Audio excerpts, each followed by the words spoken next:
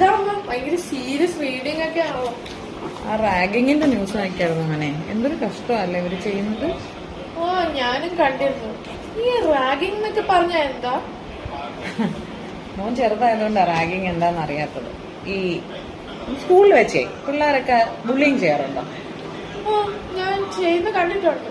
അതുപോലെ തന്നെ discriminations like നീ കറുത്തതാ, നീ വെളുത്തതാ, അല്ലെങ്കിൽ നിന്നെ കാണാൻ കൊള്ളത്തില്ല, നീ മാറിക്കണം, ആ ടൈപ്പ് വർത്താനം ഉണ്ടാവാറുണ്ടോ? ആ ഉണ്ടാവാറുണ്ട്.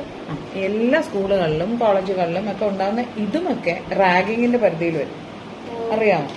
റാഗിങ് എന്ന് പറഞ്ഞാൽ കുട്ടികളെ ഫിസിക്കൽ അസോൾട്ട് ചെയ്യുന്നതും ഡിസ്ക്രിമിനേറ്റ് ചെയ്യുന്നതും അങ്ങനെ എന്തിനും മെന്റലി ടോർച്ചർ ചെയ്യുന്നത് വരെ റാഗിങ്ങിൽ വരും. പ്രൊഹിബിഷൻ ഓഫ് റാഗിങ് ആക്ട് പ്രകാരം ഇതൊക്കെ ശിക്ഷാർഹമാണ്. ഇങ്ങനെ ചെയ്യുന്ന കുട്ടികളെ റാഗിങ് ആക്ച്വലി ഇപ്പോൾ ഈ പ്രൊഫഷണൽ കോഴ്സിനൊക്കെ ചേരുമ്പോൾ ആന്റി റാഗിങ് ബോണ്ട് സൈൻ ചെയ്തിട്ടാണ്, കുട്ടിയും പാരന്റും സൈൻ ചെയ്തിട്ടാണ് അഡ്മിഷൻ എടുക്കുന്നത്. അതുകൊണ്ട് തന്നെ അല്ലെങ്കിലും ഇതിന്റെ പരിധിയിൽ ഇവരെല്ലാവരും പെടുന്നുണ്ട്. അത് നിങ്ങളും ഒക്കെ പെടും. പിന്നെ റാഗിങ് എന്താണെന്ന് മനസ്സിലാക്കിയിരിക്കേണ്ടത് ഒരു കോളേജിലോ സ്കൂളിലോ പഠിക്കുന്ന കുട്ടിയുടെ കൂടെ ഉത്തരവാദിത്തമാണ്.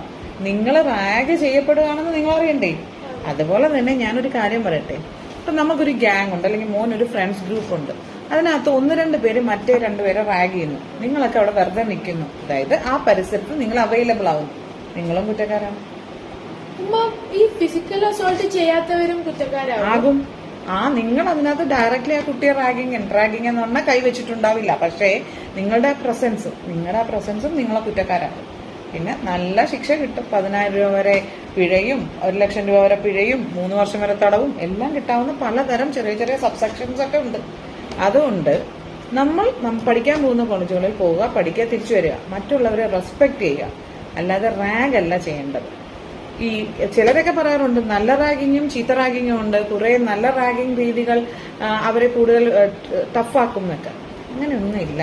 എല്ലാ മനുഷ്യരും റാഗിങ്ങിനൊക്കെ വിധേയമായ മെന്റലി ഹേർട്ടാവും അല്ലേ?